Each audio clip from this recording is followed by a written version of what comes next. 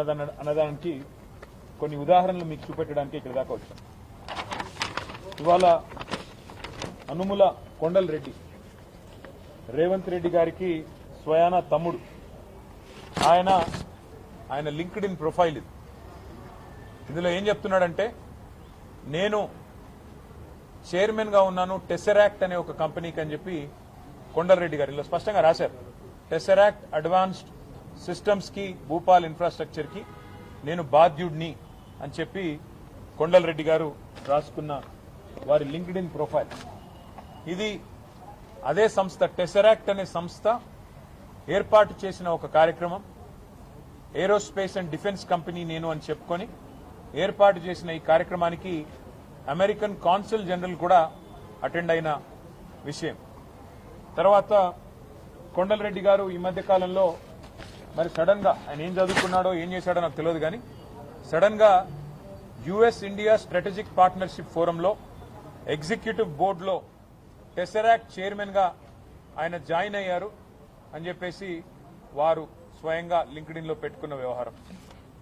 US India strategic partnership forum కూడా we're delighted to welcome Shri Kondal Anumula chairman of Tesseract advance systems అని చెప్పి వాళ్ళు కూడా ఇచ్చిన ఇగో వారి స్టేట్మెంట్. ఇవన్నిటితో పాటు మరి ఎవరి టెసరాక్ట్ ఏంది కథ అని చెప్పి మేము కూడా ఆశ్చర్యపోయి సడన్ గా చదువు రాని రేవంత్ రెడ్డి బ్రదర్స్ అందరూ చదువు రాదు, పొట్టగొస్తే అక్షరం ముక్క లేదు, వీళ్ళందరూ సడన్ గా కోట్లు బూట్లు వేసుకొని మరి ఇంత పెద్ద పెద్ద కంపెనీలకు చైర్మన్లు ఎట్లా అయిపోతున్నారు, ఎవరి కంపెనీ ఏంది కంపెనీ అని తవ్వితే ఈ కంపెనీ పేరు టెసరాక్ట్ అడ్వాన్స్ సిస్టమ్స్ ప్రైవేట్ లిమిటెడ్ అట. ఈ కంపెనీ ఫోన్ నంబర్ ఇది, వాళ్ళ వెబ్సైట్ ఇది. కంపెనీ ఎంత గొప్ప కంపెనీ అయ్యా అంటే కంపెనీ ఫోన్ నంబర్ ఏందని చూసినాం, 1234567889. ఇది వాళ్ళ వెబ్సైట్. మరి ఇట్లాంటి నెంబర్లు ఉండొచ్చని మాకు తెలియదు. కొత్త సాంకేతిక పరిజ్ఞానం రేవంత్ రెడ్డి ఏమైనా కనుక్కున్నాడో అది కూడా తెలియదు. మరి కంపెనీ ఎవరు ఏంది వీళ్ళ కథ ఏంటంటే, ఒక్క ఉద్యోగి లేడు, నో ఎంప్లాయీ, జీరో ఎంప్లాయీ. ఇది నేను చెప్పట్లేదు, వాళ్ళే చెప్పారు. నెంబర్ ఆఫ్ ఎంప్లాయీస్ ఇది వాళ్ళ స్టేట్మెంట్. మార్చ్ 31, 2025 నాడు ఎంతమంది ఉన్నారు ఎంప్లాయీస్ అంటే ఒక్కడు కూడా లేడు, 0. ఎక్కడుందా కంపెనీ అంటే ఊరు లేదు, పేరు లేదు, ఎక్కడో పటాన్ చెరువులో ఒక చిన్న ఇల్లు అడ్రస్ పెట్టుకున్నారు. అంటే పెయిడప్ క్యాపిటల్, కంపెనీ యొక్క పెయిడప్ క్యాపిటల్ అంటే ఒక కంపెనీ పెట్టినప్పుడు మూలధనం ఎంత, ₹1,00,000. కంపెనీ పెయిడప్ క్యాపిటల్ ₹1,00,000, ఎంప్లాయీ ఒక్కడు లేడు. చైర్మన్ ఎవడయ్యా అంటే అనుముల కొండలరెడ్డి. మరి దీనికి రేవంత్ రెడ్డి గారి ప్రభుత్వం ఏం కేటాయించిందో తెలుసా? 1 కాదు 2 కాదు, రేవంత్ రెడ్డి గారి ప్రభుత్వం ఇవాళ విలువైన 200 కోట్ల రూపాయల విలువైన 5 ఎకరాల భూమిని ఈ ₹1,00,000 పెయిడప్ క్యాపిటల్ ఉన్న కంపెనీకి కేటాయించి అతి పెద్ద కుంభకోణానికి పాల్పడ్డది. ఇది మొదటిది కాదు, ఇది అనుముల కొండలరెడ్డి వ్యవహారం. అనుముల జగదీష్ రెడ్డి అని రేవంత్ రెడ్డి గారికి ఇంకొక బ్రదర్ ఉన్నాడు, ఆయన అమెరికాలో ఉంటారు. రేవంత్ రెడ్డి గారు అమెరికా పర్యటనకు పోతే జగదీష్ రెడ్డి గారు, రేవంత్ రెడ్డి గారు ఇద్దరు అన్నదమ్ములు కలిసి 1000 కోట్లకు మెమరాండమ్ ఆఫ్ అండర్స్టాండింగ్ చేసుకుని స్వచ్ఛ బయో అనే కంపెనీతో ఒక అండర్స్టాండింగ్, ఒక మెమరాండమ్ ఆఫ్ అండర్స్టాండింగ్ సైన్ చేశారని చెప్పి ఒక ఫోటో దిగారు. మరి అదేమైందో, వాళ్ళకి ఎక్కడ భూమి ఇచ్చారో అది కూడా తవ్వి తీయాలి.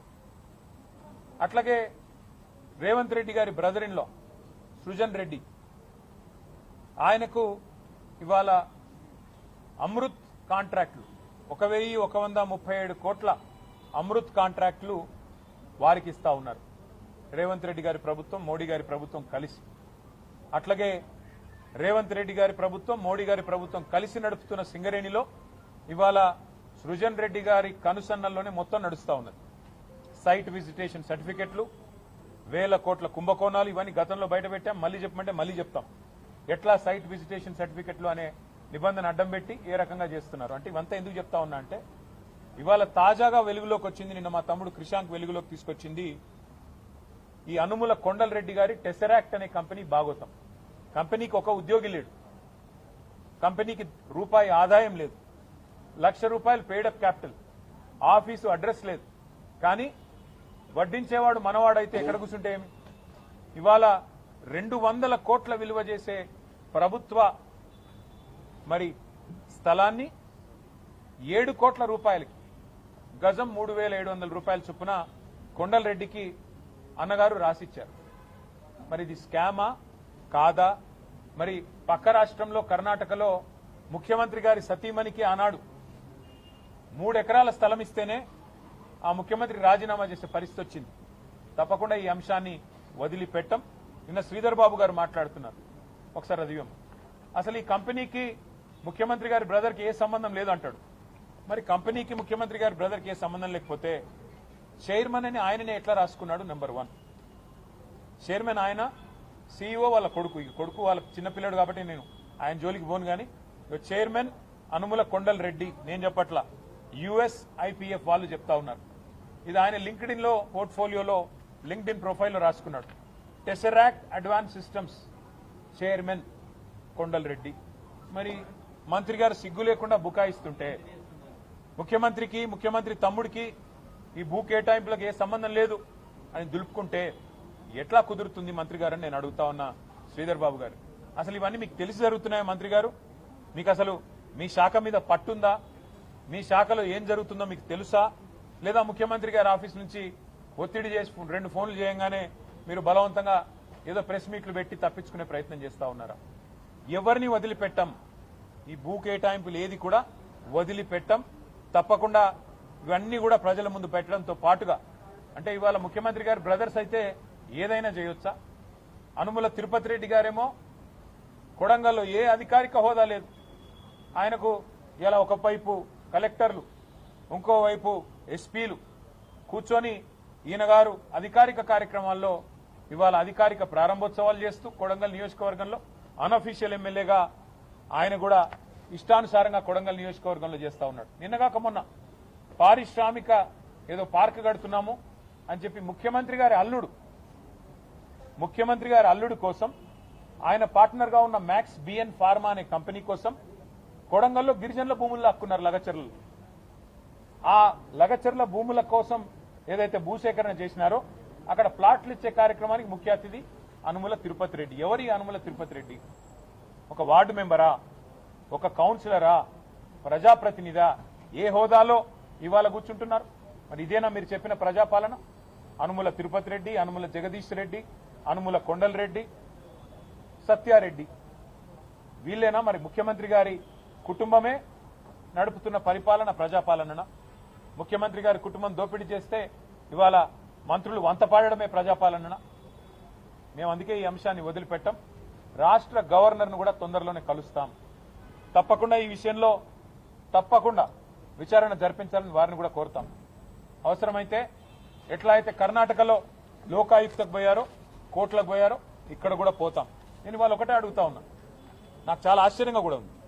మీరు ఈ రాష్ట్రంలో అనుముల కొండలరెడ్డి గారి కంపెనీ కాకుండా వేరే కంపెనీ ఇట్లాగే, ఇప్పుడు రేపు మా శ్రవణ్ గారు ఉన్నారు, 1 లక్ష రూపాయలు పెట్టి ఒక కంపెనీ పెడతాడు, నాకు కూడా ఒక 5 ఎకరాల స్థలం ఇవ్వండి అంటే ఇస్తారా? ఇచ్చే పరిస్థితి ఉందా? కొండలరెడ్డి ఒక్కడికి స్పెషల్ రూల్స్, తిరుపతి రెడ్డికి స్పెషల్ గా ప్రివిలేజెస్, ప్రోటోకాల్స్, ఏ అధికారిక హోదా లేకపోయినా, అనుముల జగదీష్ రెడ్డికి 1000 కోట్ల MOUలు, సూదిని సృజన్ రెడ్డికి ఇవాళ 1000 కోట్ల కాంట్రాక్టులు, సత్యనారాయణ రెడ్డికి ఇవాళ మెడికవర్ హాస్పిటల్స్, మ్యాక్స్ బిఎన్ ఫార్మాలు, ఇవన్నీ కూడా ప్రజల ముందు బయట పెడతాం. ఇవాళ వీళ్ళు చేస్తున్న విచ్చలవిడి దోపిడి ఒక ముఖ్యమంత్రి గారికి పరిమితం కాలేదు దోపిడి. వాళ్ళ మంత్రులు కూడా ఇప్పుడు మరిగా ఆ ఒక దగ్గర మేస్తే దూడ ఇంకో దగ్గర మేయదు కదా. మంత్రులు కూడా ఒకటే పనిలో ఉన్నారు.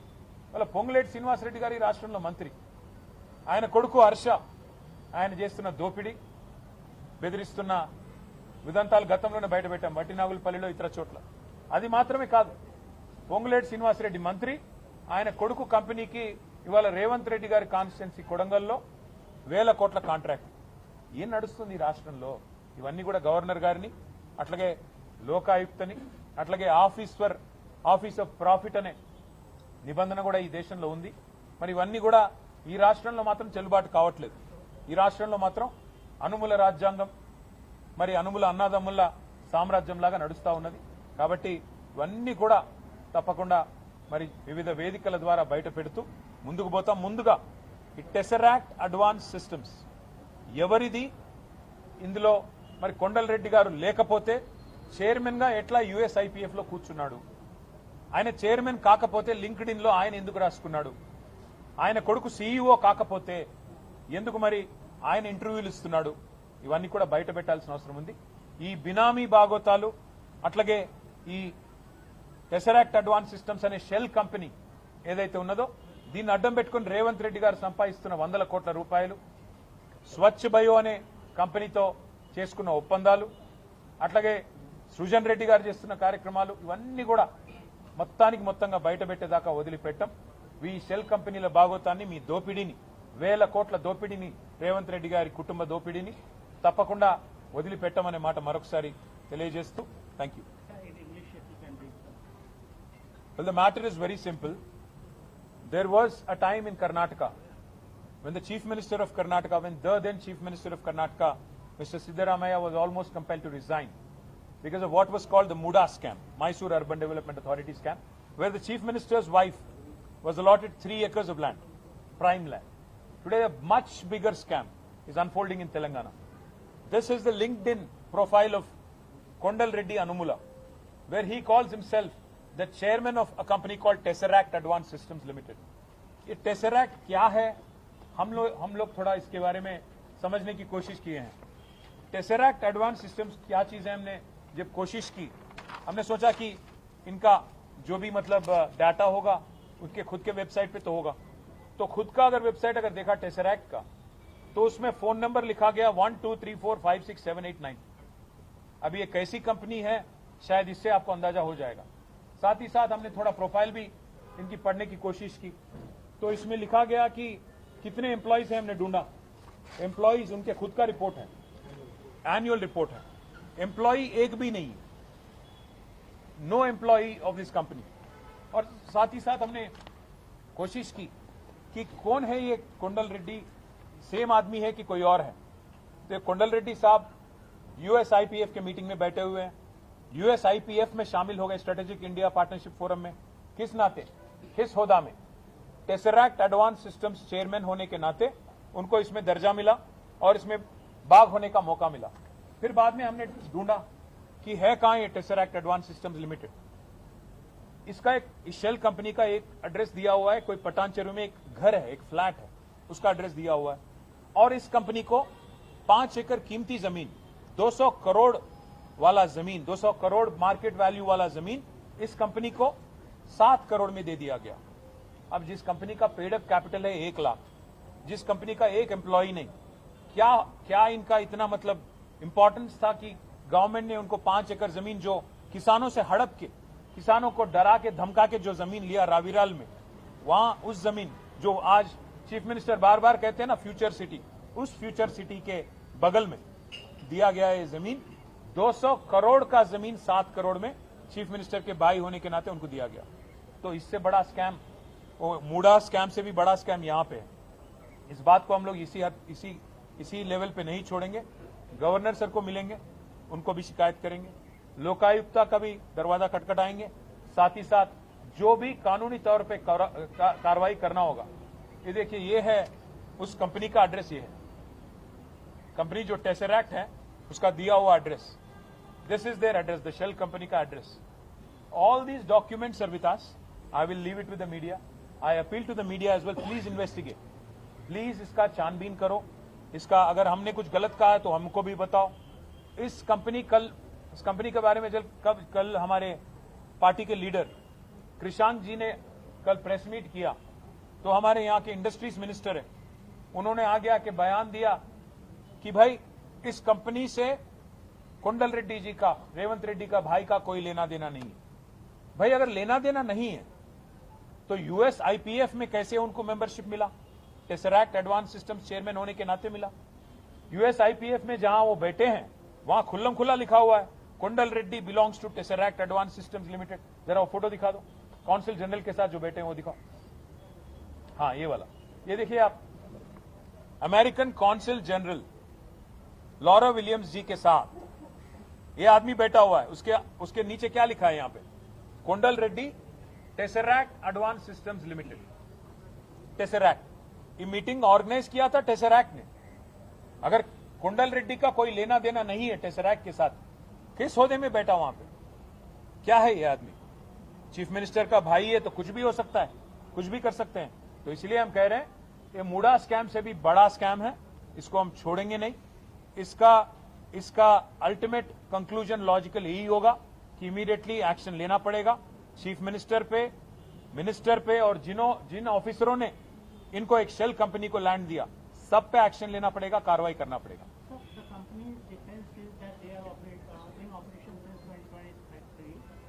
They follow due process to get this particular land. It took them almost 15 months to get this. Due process क्या चीज होता है? 1 लाख पेड अप कैपिटल वाला कंपनी जैसा चीफ मिनिस्टर अपना भाई बन गया वहां पे, तो 5-5 एकड़, 10-10 एकड़, 50 एकड़, 500 एकड़ कुछ भी ले लेंगे। आपकी औकात क्या है? आपके कितने ऑर्डर है? वैसे अगर ड्यू प्रोसेस फॉलो किया तो छुपा क्यों रहे हो कि अनुमुला कुंडल रेड्डी आपका चेयरमैन है? एक तरफ कुंडल रेड्डी साहब लॉरा विलियम्स जी के साथ बैठते हैं काउंसिल जनरल के साथ चेयरमैन बन के, दूसरे तरफ मंत्री जी बोलते हैं कि नहीं कुछ नहीं है उनका इसमें। क्या सच है? कुंडल रेड्डी जो बोल रहे हैं वो सच है, तो कुंडल रेड्डी क्यों नहीं सामने आ रहे हैं? इस कंपनी के साथ मेरा कुछ लेना देना नहीं है। रेवंत रेड्डी क्यों नहीं सामने आ रहे हैं? ड्यू प्रोसेस अगर फॉलो किया, मैं आशीष में सीधा सवाल, आज हमारे श्रावण भाई 1 लाख रुपए के साथ एक कंपनी फ्लोट करते हैं, क्या आप 5 एकड़ जमीन दे दोगे 200 करोड़ वाला 7 करोड़ में? काय का ड्यू प्रोसेस? ये ड्यू प्रोसेस नहीं है, डुबाने वाला प्रोसेस है। तेलंगाना को डुबाने का, तेलंगाना को लूट करने का, यहां पे पैसा कमाने का और तेलंगाना को बेचने का, तेलंगाना की कीमती जमीन को बेचने का एक साजिश चल रहा है। इसको हम छोड़ेंगे।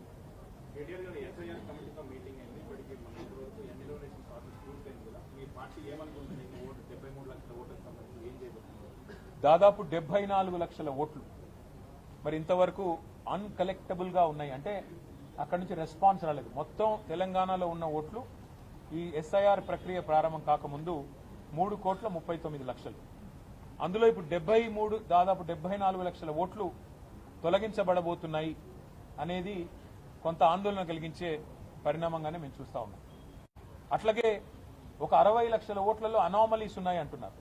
అంటే ఓవరాల్ గా చూస్తే కేవలం 2 కోట్ల ఓట్లు మాత్రమే ఇప్పటికీ ఎస్ఐఆర్ ప్రక్రియ ముగిసిన తర్వాత మరి కరెక్ట్ గా ఉన్నాయి. మిగతా అంతా కూడా కొన్ని పోయే అవకాశం ఉంది, కొన్ని తప్పుల తడకగా ఉన్నాయని చెప్పి ఎలక్షన్ కమిషన్ చెప్తా ఉన్న సమాచారం. అయితే 17 నాడు, ఆగస్టు 15 నాడు ముసాయిదా ప్రచురిస్తారని చెప్తున్నారు, ఓటర్ లిస్ట్ ప్రచురిస్తారని చెప్తున్నారు. ఆ రోజు తర్వాత ఏం చేయాలి అనే దాని మీద జిల్లాల వారీగా సమావేశాలు పెట్టుకోవాలనుకున్నాం. జిల్లాల వారీగా మా నాయకత్వంతో, అట్లాగే మా లీగల్ సెల్తో కూడా కూర్చున్నాము.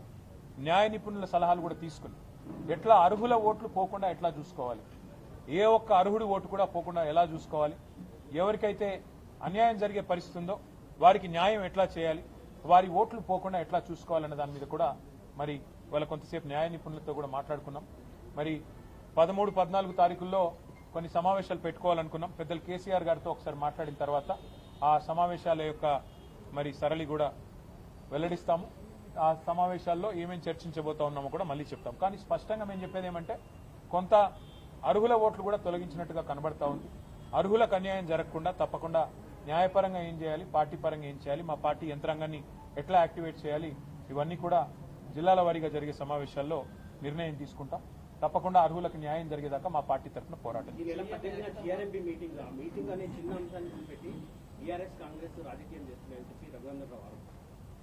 ఇప్పుడు తెలంగాణలో పుట్టి చావలేని సన్నాసులకు మేము చెప్పేదేం లేదు. మీ కేంద్ర ప్రభుత్వం, తెలంగాణ రాష్ట్ర ప్రభుత్వం ఆనాడు కేసీఆర్ గారి నాయకత్వంలో ప్రాజెక్టులకు అనుమతి ఇచ్చిందే మీ కేంద్ర ప్రభుత్వం. 7 ప్రాజెక్టులకు అనుమతి ఇచ్చిన తర్వాత, ఆ రోజు మేము కష్టపడి అనుమతులు సాధించిన తర్వాత, ఇవాళ అనుమతులు రద్దు చేయాలని చెప్పి ఆంధ్రప్రదేశ్ ప్రభుత్వం పట్టుబడితే జీఆర్ఎంబీ ఎజెండాలో పెట్టారు. మేమేమంటున్నాం, అయితే మీకు రేషం ఉంటే, పౌరుషం ఉంటే ఆ మీటింగ్ బాయ్కాట్ చేయండి, అది తెలంగాణ ప్రభుత్వాన్ని డిమాండ్ చేస్తున్నాం. అసలు బీజేపీకి సిగ్గుంటే మీరిచ్చిన అనుమతులు మీరు రద్దు చేయాలని చెప్పి మీ పార్ట్నర్ ఎవరైతే అడుగుతున్నారో వారిని ప్రశ్నించండి, ఎందుకు రద్దు చేయాలి? అసలు కేంద్ర ప్రభుత్వమే అనుమతి ఇచ్చి మళ్ళీ కేంద్ర ప్రభుత్వం ఆధీనంలో ఉండే జీఆర్ఎంబీ రద్దు చేయాలని చెప్పి ఎజెండాలో పెడుతుంటే సిగ్గు లేకుండా మాట్లాడడానికి బీజేపీ వాళ్ళకి మరి ఏ రకంగా మనసు వస్తుందో ఏ రకంగా నోరొస్తుందో నాకైతే అర్థం కావట్లేదు. నీళ్లు, నిధులు, నియామకాలు వీటి ఆధారంగా జరిగిన ఉద్యమమే తెలంగాణ ఉద్యమం. ఇవాళ అలాంటి ఉద్యమంలో మేము రాష్ట్రాన్ని సాధించడమే కాకుండా బ్రహ్మాండంగా రాష్ట్రం సాధించిన తర్వాత ఒక్కొక్క నీటి బొట్టును ఒడిసిపట్టి తెలంగాణ బీడు భూములకు మలిపే ప్రయత్నం చేశాం. అది కాళేశ్వరం అయితేనేమి, సీతారామ అయితేనేమి, పాలమూరు రంగారెడ్డి ఎత్తిపోతల పథకం అయితేనేమి, ఇంకా చిన్న ప్రాజెక్టులు ఇంకా చాలా ఉన్నాయి, చనాక కొరాట, ఇంకా అలాంటి ప్రాజెక్టులు ఎన్నో ఉన్నాయి. అలాంటి అన్ని ప్రాజెక్టులు, వాటితో పాటు మిషన్ కాకతీయ లాంటి ప్రాజెక్టులు ఇవన్నీ చేసి తెలంగాణలో నీటి వనరులకి మరి పెద్ద ఎత్తున న్యాయం జరిగే విధంగా, నీటి వనరులను కాపాడుకునే విధంగా మేము ప్రయత్నం చేశాం. అందులో భాగంగానే అనుమతులు తెచ్చాం. ఇవాళ ఆ అనుమతులన్నింటినీ తుంగలో దొక్కుతాం. మా చెప్పు చేతుల్లో కేంద్ర ప్రభుత్వం ఉంది, కేంద్రం జుట్టు నా చేతుల్లో ఉంది, కాబట్టి నేను ఆడిచ్చినట్టే ఆడాలని చంద్రబాబు నాయుడు గారు అనుకుంటే, చంద్రబాబు నాయుడు గారికి ఆంధ్రప్రదేశ్ ప్రభుత్వానికి నేను విజ్ఞప్తి చేస్తా ఉన్నాను. మా నాయకుడు కేసీఆర్ గారు ఎప్పుడో చెప్పారు, బేసిన్లు లేవు, బేసిజాలు లేవు, నీళ్లు వాడుకుందామని చెప్పారు. కానీ మా కడుపు కొట్టి మా ప్రాజెక్టుల అనుమతులు రద్దు చేస్తామంటే మేము ఊరుకోం. మీరు పోలవరం కట్టుకుంటే మేమేం అనలేదే, మీరు పట్టిసీమ నీళ్లు లిఫ్ట్ చేసుకుంటుంటే మేమేం అనలేదే. ఇవాళ మేమేమంటున్నాం, మాకు వచ్చిన అనుమతులను చెడగొట్టకండి అంటున్నాం. మీరు కేంద్ర ప్రభుత్వం మా చేతుల్లో ఉంది కదా, కేంద్ర ప్రభుత్వం జుట్టు మా చేతుల్లో ఉంది కదా, నేను ఆడిచ్చినట్టు ఆడే చెంచాగాడు, ఇక్కడ తెలంగాణ ముఖ్యమంత్రి ఉన్నాడు కదా నా చెంచాగాడు అనుకుంటే తెలంగాణ రైతుల తరపున పోరాటం చేయడానికి మేము సిద్ధంగా ఉన్నాం. జల సౌదలో కనుక జరిగే మీటింగ్ ని రాష్ట్ర ప్రభుత్వం, తెలంగాణ ప్రభుత్వం స్పష్టమైన నిర్ణయం తీసుకొని బాయ్కాట్ చేయకపోతే, ఎజెండా మార్చి వాటిని ఈ 7 అంశాలను, ఈ 7 ప్రాజెక్టుల అనుమతులు రద్దు చేసే అంశాన్ని తొలగించకపోతే తెలంగాణలో తప్పకుండా జల ఉద్యమం నిర్మాణం చేస్తామని మేము చెప్పాము. అవసరమైతే ఆ రోజు జల సౌద ముట్టడిస్తాం. జల సౌద ముట్టడించైనా సరే ఈ తెలంగాణ చేవగాని చేతగాని తెలంగాణ ప్రభుత్వాన్ని నిలదీస్తాం. తెలంగాణ రైతుల తరపున బీఆర్ఎస్ పార్టీ ముందుండి పోరాటం చేస్తుంది, వదిలిపెట్టదనే మాట మీకు తెలియజేస్తాం. 8+8 అని మేము ఉత్తగానే అనలేదు. 8 మంది బీజేపీ ఎంపీలు, 8 మంది కాంగ్రెస్ ఎంపీలు నిన్న పార్లమెంటులో కేంద్ర ప్రభుత్వం పక్క రాష్ట్రంలో ఉండే కెన్ బెత్వా ప్రాజెక్టుకు జాతీయ హోదా ఇచ్చింది. ఇవతల ఆంధ్రాలో పోలవరం ప్రాజెక్టుకు జాతీయ హోదా ఇచ్చింది. కర్ణాటకలో అప్పర్ భద్రా ప్రాజెక్టుకు జాతీయ హోదా ఇచ్చింది. కానీ తెలంగాణలో ఒక్క ప్రాజెక్టు కూడా ఇవాళ వరకు, అటు కాళేశ్వరం కానీ ఇటు పాలమూరు రంగారెడ్డి ఎత్తిపోతల పథకం కానీ మేము 10 ఏళ్లు అడిగాం, జాతీయ హోదా ఇవ్వలేదు. నిన్న సిగ్గు లేకుండా కేంద్ర ప్రభుత్వం పార్లమెంట్ సమావేశాల్లోనే మేము జాతీయ హోదా పాలమూరు రంగారెడ్డి ఎత్తిపోతల పథకానికి ఇవ్వం అని చెబితే కూడా చావలేని చేతగాని కాంగ్రెస్, బీజేపీ ఎంపీలు ఒక్కరు కూడా లేచి మాట్లాడలేదు. ఎట్లా ఇవ్వరు, మీరు మీ భారతీయ జనతా పార్టీయే కదా పాలమూరులో జరిగిన బహిరంగ సభలో హామీ ఇచ్చింది, జాతీయ హోదా ఇస్తామని చెప్పింది మీరే కదా అని నిలదీసే సత్తా కూడా ఇవాళ అక్కడ ఉన్న ఎంపీలకు లేదు. ఎందుకంటే అక్కడ గులాబీ కండువా కప్పుకున్న ఎంపీలు లేరు. అది ఇవాళ తెలంగాణ చేసుకున్న మరి దురదృష్టంగా నేను భావిస్తూ, మరి ప్రజలు అర్థం చేసుకోవాలి, రైతులు అర్థం చేసుకోవాలి. తెలంగాణ ప్రజల ప్రయోజనాల కోసం పోరాడే వాళ్ళు, పేగులు దిగేదాకా కొట్లాడే వాళ్ళు, రాజీ లేని పోరాటం చేసేవాళ్ళు ఒక్క బీఆర్ఎస్ పార్టీ వాళ్ళు మాత్రమే. కాంగ్రెస్, బీజేపీలకు ఓటేసి 8 మంది వాళ్ళని 8 మంది వీళ్ళని ఎంపీలుగా పంపి కత్తి వాళ్ళ చేతికి ఇచ్చి యుద్ధం మమ్మల్ని చేయమంటే ఎలా చేయాలి అర్థం చేసుకోమని కోరుతూ, భవిష్యత్తులోనైనా మరి తెలంగాణ కోసం రాజీ లేకుండా పోరాటం చేసే వాళ్ళని మాత్రమే ఎన్నుకోవాలని నా ప్రార్థన. Thank you. చేయాల్సిన పని చేయకుండా ఇవాళ ప్రజల దృష్టి మళ్లించడానికి పంపు లాంచ్ చేయవా స్వామి, పంపు లాంచ్ చేసి నీళ్ళు ఎత్తిపోయేవాయా అంటే కన్నెపల్లి మోటార్ లాంచ్ చేయడు. తర్వాత వర్షం పడింది, వర్షాలు పడ్డ తర్వాత ఇవాళ యాగాలు చేస్తున్నాడు. ఆయన బాధల్లో ఒకటే శ్రీనివాస్, ఆయన బాధ ఏమంటే నీళ్ళు ఇస్తే యూరియా ఇవ్వాలి, యూరియా ఇస్తే పంటలు పండుతాయి, పంటలు పండితే మళ్ళీ కొనుగోలు చేయాలి, కొనుగోలు చేయాలంటే మద్దతు ధర ఇవ్వాలి, ఆ తర్వాత మళ్ళీ బోనస్ ఇవ్వాలి. ఇదంతా ఇచ్చుడెందుకు, తప్పుడేక నీళ్ళు ఇవ్వకుండా ఎగ్గొడితే అయిపోతుందని చెప్పి ఇక్కడ నార్లాపూర్ పంపులాన్ చేయడు, అక్కడ కన్నెపల్లి పంపులాన్ చేయడు. వర్షం పడ్డది కాబట్టి ఇవాళ మళ్ళీ కొత్త కలరింగ్ ఇచ్చి నేనేదో చేస్తున్నా, నేను చేయడం వల్లనే వర్షం పడ్డది అన్నట్టు. ఇదే మహానుభావుడు కదా దేవతల మీద ఒట్టు పెట్టింది, ఒట్టు పెట్టి రుణమాఫీ మాట తప్పింది ఇదే మహానుభావుడు. కాబట్టి వరుణ యాగాలు కాదు చేయాల్సింది ముఖ్యమంత్రి గారు. యాగం చేస్తే తప్పులేదు, కానీ యాగంతో పాటు చేయాల్సిన పని చేయాలి. దైవ ఆశీర్వాదానికి మానవ ప్రయత్నం తోడవాలి. మానవ ప్రయత్నం ఏం చేయాలి, పంపులు ఆన్ చేయాలి. వర్షం పడుతుంటే కిందికి నీళ్లు పోకుండా, గురువు గారికి గురుదక్షిణ ఇవ్వకుండా, ఇక్కడ మన రైతాంగానికి దండం పెట్టి